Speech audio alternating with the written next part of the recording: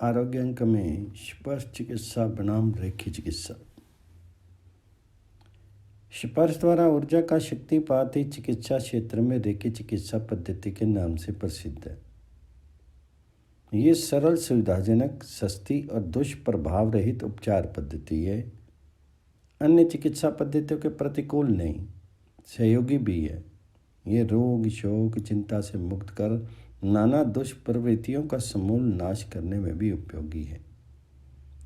अंत प्रेरणा, अतीन्द्रिय श्रवण दृष्टि की क्षमता, बल बुद्धि को बढ़ाने वाली और कायाकल्प करके मन को शांति तथा ध्यान क्रिया में सहयोग प्रदान करने वाली है। साथ ही संकल्प और प्रतीकों द्वारा ऊर्जा प्रेषण से दूरस्थ उपचार में भी सक्षम है। रेकी है क्या? स्पर्श चिकित्सा बनाम रेकी चिकित्सा पद्धति के प्रणेता डॉक्टर मिकाओ उसोई है और उनका रेकी शब्द जापानी है। रे का अर्थ है ईश्वरीय सृष्टि, ब्रह्मांड, और की का अर्थ है प्राण ऊर्जा, जीवन शक्ति। रेकी स्तोत्र कहाँ? डॉक्टर उसोई द्वारा प्रस्तुत रेकी अर्थात ऊर्जा प्रवाह का ज्ञान मानव को सृष्टि के आदि में ही हो चुका था। महापुरुषों ने चाहे हृदय की एकाग्रता में स्वयं अनुभव किया या अन्य से प्राप्त किया, ये है उसी ज्ञान की पुनरावृत्ति। ये ज्ञान भारत से तिब्बत, चीन होते हुए जापान पहुंचा और डॉक्टर उसोई पूर्व ईसाई ने भारत तिब्बत यात्रा और बौद्ध धर्म के साथ इस ज्ञान की दीक्षा ली। भारत से जापान तक की यात्रा में इस ज्ञान का कलेवर बदल जाना स्वाभाविक है, पर इसकी मूल आत्मा वही है। रेकी परंपरा है डॉक्टर उसोई के 19 शिष्यों में से। यद्यपि डॉक्टर वातानो सप्तसत्रीय ज्ञानी थे, परंतु टोक्यो में रेकी चिकित्सालय की स्थापना से यश मिला। डॉक्टर चुजीरो हयाशी को उनके देहांत सन 1939 के पश्चात उनकी शिष्या श्रीमती हवायो टकाटा जापानी अमेरिकन महिला ने अपने 22 शिष्यों को यह ज्ञान दे करके 1980 में इहलोक से विदा ली। इस समय रेकी अलायंस और अमेरिकन अंतर्राष्ट्रीय रेकी एसोसिएशन, ये दो संस्थाएं तथा व्यक्ति रूप से मारिन ओट्रोल कैटनानी तथा पानाहारेन इसके शिक्षक हैं। रेकी अर्थात ऊर्जा प्रवाह दिव्य शक्ति चैतन्य स्वरूप है, जिसकी सिद्धि हेतु आध्यात्मिक साधना, एकाग्रता एवं सतत अभ्यास की आवश्यकता है। रेकी चिकित्सा पद्धति रोग उत्पत्ति के कारण आत्मा परमात्मा में विश्वास, श्रद्धा, निष्ठा, दृढ़ इच्छा शक्ति, ईमानदारी, संयम, त्याग, विनम्रता, सत्साहस और माधुर्य आदि प्रवृत्तियाँ सुख, शांति, आरोग्य और संपन्नता की हेतु हैं। इनके विपरीत छल, कपट, ईर्ष्या, द्वेष, चिंता, क्रोध, लोभ, मोह, आलस्य, असंयम, अन्याय, असत्य, निंदा एवं कटुवाणी आदि नकारात्मक दुष्प्रवृत्तियाँ और प्रदूषित वातावरण, दुर्व्यसन, अपखाद्य तथा जीवन की जटिलताएं शरीर की रसस्रावी ग्रंथियों को असंतुलित करके मानसिक तनाव, घबराहट, चिंता, सिर दर्द, ब्लड प्रेशर, अनिद्रा, अपाच्य, शारीरिक दौर्बल्य, अपंगता, ट्यूमर और कैंसर आदि रोग शोक को जन्म देती हैं। उपचार प्रक्रिया रेकी ऊर्जा स्थूल एवं सूक्ष्म शरीर का शक्त माध्यम साधना चक्र प्रणाली और रसस्रावी प्रणाली में तारतम्य बैठा करके पुनः संतुलन स्थापित करके शरीर को रोग मुक्त करती है। उसी पद्धति में सूक्ष्म शरीर के चक्र स्थूल शरीर की रसस्रावी ग्रंथियों के समीप ही हैं। यथा सूक्ष्म शरीर में सहस्त्रार चक्र के समीप पिनियल ग्रंथि स्थित है। यही ज्ञाता ज्ञेय का आत्मा परमात्मा का एकाकार होता है। आत्मा ज्ञान विवेक शक्ति के केंद्र आज्ञा चक्र के समीप आत्म संचालित नाड़ी तंत्र, रसस्रावी पिट्यूटरी ग्रंथि स्थित है। इसी प्रकार थायराइड ग्रंथि, थाइमस ग्रंथि, एड्रीनल और ग्रंथियां भी अनाहत चक्र, मणिपुर चक्र, स्वादिष्टान चक्र के समीप स्थित हैं। रेकी ऊर्जा उपचार में इन ऊर्जा केंद्रों और चक्रों के संतुलन से शरीर के भाव तरंगों में वृद्धि होने से शरीर की सभी प्रणालियों में संतुलन आ जाता है। रेकी के 5 सिद्धांत। सफलता पाने के मार्ग में सबसे बड़ी चुनौती नकारात्मक विचारों और कार्यों से छुटकारा पाना, सकारात्मक दृष्टिकोण विकसित करना एवं बीच में असफलताओं के रहते धैर्य धारण करके आगे बढ़ते रहने से मनोरथ पूरा होता है। डॉक्टर उस्सई ने अंतःकरण को विकृत करने वाली रोगों की जनक नकारात्मक प्रवृत्तियों को सकारात्मक प्रकृतियों में बदलने हेतु 5 सिद्धांतों को निर्धारित किया। साधक इनका नित्य प्रति संकल्प लेता है, सोने से पूर्व दोहराता है और दिन भर के अपने क्रियाकलाप का स्वतः दृष्टा बन करके मूल्यांकन कर आत्म संतोष अनुभव करता है। ये उसे दिन भर के प्रपंचों से दूर रखते हैं। दिनचर्या में सम्मिलित होकर जीवन के अंग बन करके अंतर्ज्ञान एवं विचारों को पवित्र करके सुख शांति की नींद सुलाते हैं। मानसिक ऊर्जाओं के पुनः संतुलन क्षमताओं की किसी में कमी नहीं है, पर यदि इन्हें विकसित या इनका उपयोग ना किया जाए तो इन क्षमताओं का कोई लाभ नहीं है। पहली है केवल आज मैं क्रोध नहीं करूँगा। आवेश में क्रोधी अनर्गल अलाप द्वारा राहों में कांटे बिखेर अपना तथा अन्य का जीवन कंटक में बना देता है और वह जीवन भर चुभते रहते हैं। दूसरा है केवल आज मैं चिंता नहीं करूँगा। चिता दहति निर्जीवम चिंता दहति जीवितम। चिता तो निर्जीव को जलाती है, पर चिंता जीवित व्यक्ति को ही जला देती है। भविष्य जो आया ही नहीं उसकी चिंता में रह करके वर्तमान को खोना है। जो बीत गया उसमें भी अब कुछ किया नहीं जा सकता, उसकी चिंता भी व्यर्थ है। अतः वर्तमान को सुधारना है। तीसरा है केवल आज मैं उस परम सत्ता का आभार व्यक्त करूँगा। आज जो भी ज्ञान मान सम्मान यश पद बल धन ऐश्वर्य मेरा है, उसे मैंने परिजन परिश्रम बुद्धि चातुर्य और इंद्रियों द्वारा प्राप्त किया है, पर यह संचालित तो उसी सत्ता से है। उसके बिना मेरी हस्ती क्या।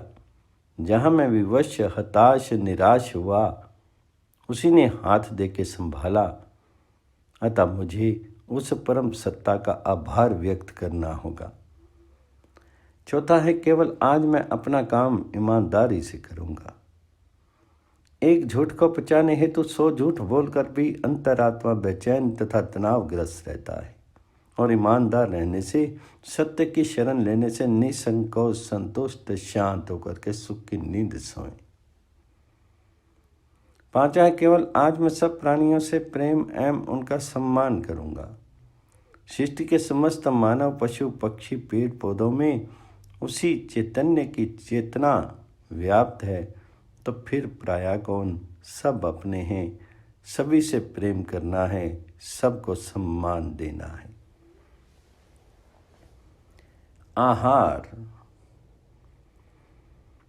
मांस मदिरा धूम्रपान तंबाकू आदि नशीले पेय पदार्थ आदि तेल मसालों में तले भुने चरपरे चटपटे गरिष्ठ पदार्थों से रहित सादा सुपाच्य पोषक भोजन लें। भरपूर जल पिएं, पर भोजन के समय नहीं।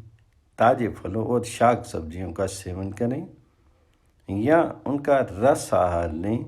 फल तथा कच्चे शाक सब्जियों के रस में नींबू गाजर और सेब का रस मिलाने पर रस आहार स्वादिष्ट होकर के 20-25 मिनट में पच करके नवीन रक्त कणों कोशिकाओं का शीघ्र अतिशीघ्र निर्माण करके शरीर से विष विजातीय पदार्थों को निकाल करके शरीर को रोग मुक्त करके नई स्फूर्ति तथा शक्ति प्रदान करते हैं।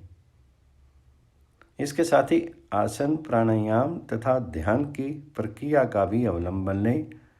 ऊर्जा प्रवाह की तरंग जितनी मुक्त होती है उसका अनुभव मन को स्वतः होता है और हम उतने ही समृद्ध, संतुष्ट और स्वयं को स्वस्थ भी अनुभव करने लगते हैं। साधक प्राणायाम द्वारा मस्तिष्क के स्नायु जाल, मस्तिष्क से संपूर्ण दूषित रक्त को निकाल करके और हृदय में शुद्ध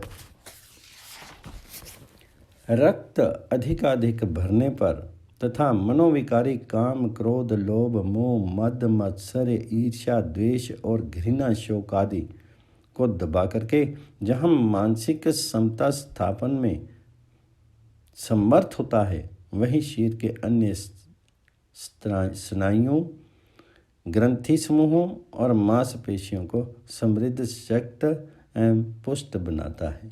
सांस लेते हुए भावना करें कि शुद्ध वायु के साथ हमारा शरीर सुंदर, शक्त, सुंदर एवं निरोग हो रहा है।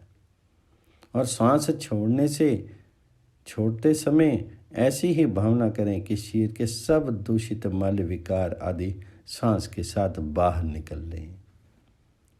सांस क्रिया स्वाभाविक होने पर मन की स्थिरता हेतु दिव्य ऊर्जा के स्थूल स्वरूप चिंतनार्थ सांस लेते समय भावना करें कि सूर्य जैसा स्वर्ण में प्रकाश पुंज आकाश में स्थिर है, सारा आकाश प्रकाशमान है।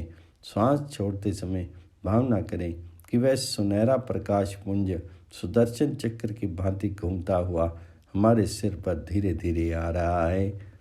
गहरी सांस की गति के साथ वह बैंगनी प्रकाश छोड़ते हुए सहस्त्रार चक्र के भीतर प्रवेश कर रहा है। हमारे गहरे श्वास के साथ वह धीरे धीरे आगे बढ़ता हुआ क्रमशः ज्ञान चक्र तक आते हुए नील वर्ण विशुद्ध चक्र में हरित, नील, फिरोजी, आबा, अनाहत में हरित वर्ण, मणिपुर में पीत वर्ण, सदिष्टान में सिंदूरी वर्ण तथा मूलाधार में रक्तवर्णी आलोक फैला करके जागरूक चेतना, प्रेम और समृद्धि प्रदान कर रहा है। रेकी आवाहन। अपने दोनों हाथों को पुष्पांजलि अर्पण की मुद्रा में पसारते हुए स्वयं का अथवा अन्य का उपचार करने से पूर्व रेकी शक्ति का निम्न प्रकार से आवाहन करें। हे ईश्वरीय रेकी शक्ति, मैं अपना नाम उच्चारण करके श्री रोगी का नाम लेकर के का उपचार करना चाहता हूँ। कृपया अपनी दिव्य शक्ति का मेरे शरीर में संचार करें। ये 3 बार कहना है। इसके पश्चात मार्गदर्शक गुरु का आवाहन करें। समस्त जाने अनजाने रेकी मार्गदर्शक गुरुजनों, मैं नाम रेकी उपचार करने हेतु तो आपका आवाहन कर रहा हूँ। आप उपचार में सहयोग करने की कृपा करें। ऊर्जा चक्रों का चैतन्यकरण हथेलियों के मध्य गहराई में 1 इंच व्यास के और उंगलियों के ऊपरी छोरों के पोरों पर नन्हे चक्र हैं। इन पर ध्यान देते हुए बारी बारी से पहले एक हाथ की उंगली के चक्रों को दूसरी हाथ की हथेली के चक्र में घड़ी की सुइयों के चलने की दिशा में प्रत्येक को 7-7 बार, फिर दूसरी हथेली की उंगलियों को तथा दोनों हथेलियों के चक्रों को परस्पर 21-21 बार घुमाते हुए रगड़ करके चेतन करें। अब दोनों हथेली आमने सामने 2 फीट की दूरी पर रख के धीरे धीरे इन्हें पास लाने का प्रयास करें। ध्यान चक्रों पर ही केंद्रित रहे। यदि हथेलियों में हल्की सी कंपन, झंझनाहट, कसाव या तनाव आदि की संवेदनशीलता का आभास हो तो समझ लें चक्र चेतन हो गए हैं और आगे उपचार की ओर बढ़ें। अन्यथा इन्हें जागृत करने हेतु पुनः उक्त क्रिया दोहराएं। आभा मंडल शुद्धिकरण। देवी देवताओं, ऋषि मुनियों के मुख्य मंडल उनके मुखमंडल उनके चित्रों में प्रखर प्रकाश युक्त आभामंडल के मध्य दर्शाए जाते हैं। ऐसा ही चुंबकीय या प्रकाश ऊर्जा क्षेत्र सभी निर्जीव सजीव प्राणियों पेड़ पौधों का भी होता है। इसे आभामंडल ओरा कहते हैं। शीर्ष से लगभग 6 से 8 फीट की दूरी पर बाह्य आभामंडल और 4 से 6 इंच की दूरी तक आंतरिक आभामंडल फैला रहता है। रेकी उपचार आंतरिक आभामंडल पर अवलंबित है। रोगी को अपने सामने खड़ा कर लें अथवा लिटा लें। उपचारकर्ता अपनी हथेलियाँ कपनुमा मुद्रा में करके उसके सिर के ऊपर से पैरों तक शीर से 3-4 इंच की दूरी बनाए रखें और शीर के समस्त दूषित तत्वों को समेट करके अपने बाएं कंधे के ऊपर से छिटकते हुए फेंक कर अंतरिक्ष में प्रज्वलित तप्त अग्निकुंड में भस्म कर दें। ऐसी क्रिया 7 बार दोहराएं। मन में भावना करें कि प्रकृति की ओर से जामुनी रंग की अग्नि जल रही है जिसमें दूषित तत्व भस्म हो रहे हैं। इस तरह आभामंडल के शुद्धिकरण उपरांत अपने हाथ शुद्ध करके स्वतः शुद्ध जल पिएं। रोगी को भी बिलामें। प्रायः सामान्य रोग तो 3-4 दिन तक आभामंडल के शुद्ध करने पर शांत हो जाते हैं, पर जीर्ण रोगों के लिए रेकी उपचार भी दें। स्पर्श ऊर्जा रेकी उपचार की 24 स्थितियाँ।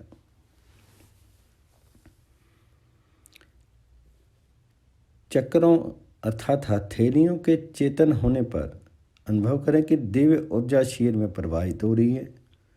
अपनी हथेलियों से निम्न स्थितियों में कम से कम 3 से 5 मिनट तक स्पर्श दें। पीड़ित अंग पर 15 से 30 मिनट।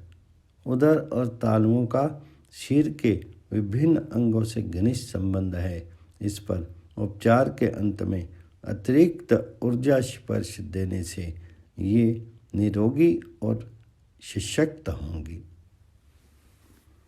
उपचारकर्ता तथा रोगी दोनों की श्वसन क्रिया की लय समान होने पर उनकी पीड़ा एवं आराम की दशा का अनुभव उपचारकर्ता को होने लगता है।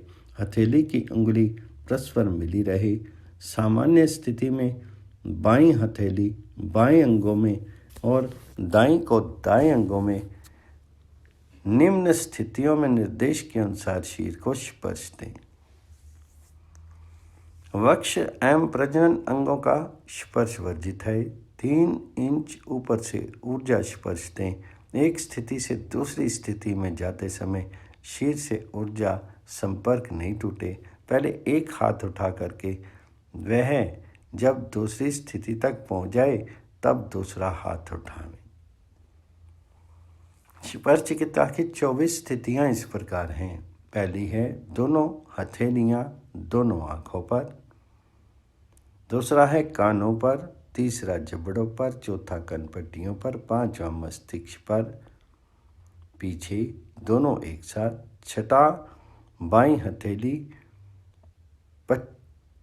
पांचवी स्थिति में ही दाएं मस्तक पर। सातवीं बाईं हथेली गर्दन के पीछे दाईं आगे गले पर। आठवीं बाईं गले से नीचे वक्ष पर दाईं बाईं हथेली के नीचे। नौवां बाईं नाभि से ऊपर तथा दाईं नाभि पर।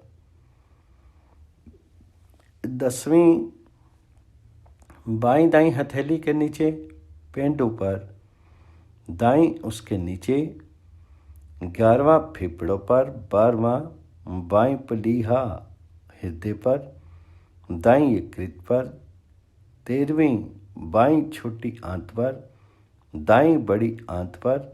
14वीं दोनों हथेलियां नाभि से नीचे मूत्राशय डिंब ग्रंथि अंडकोश पर। 15वां दोनों कंधों पर। 16वां पीछे गुर्दों पर। 17वां गुर्दों के नीचे पीठ पर, 18वां रीढ़ के अंतिम छोर पर, दोनों साथ साथ, 19वां बाईं हथेली दाईं भुजा पर, दाईं हथेली बाईं भुजा पर आलिंगन मुद्रा में, 20वीं जंघाओं पर, 21वीं घुटनों पर, 22वीं पिंडलियों पर, 23वीं टखनों पर और 24वीं तालुओं पर। तंत्र पीड़ित अंगों, उदर और तालुओं पर अतिरिक्त स्पर्श देना है तो दें, अन्यथा रेकी उपचार पूरा हुआ। अब रेकी मार्गदर्शक गुरुओं एवं रोगी का आभार व्यक्त करके संबंध तोड़ लें। यथा, हे दिव्य रेकी शक्ति, आपका एवं समस्त जाने अनजाने मार्गदर्शक रेकी गुरुओं का इस उपचार क्रिया में कृपा करने हेतु मैं नाम आपका आभारी हूँ एवं श्री रोगी का नाम लेकर के ने जो अपने उपचार का दायित्व मुझे सौंपा था उसके लिए आभार व्यक्त करता हूँ। और अब आप सभी से मैं अपना संबंध विच्छेद करता हूँ, विच्छेद करता हूँ, विच्छेद करता हूँ। इसके उपरांत उपयुक्त विधि से हाथ शुद्ध करके शुद्ध जल स्वयं पिएं और रोगी को पिलावें।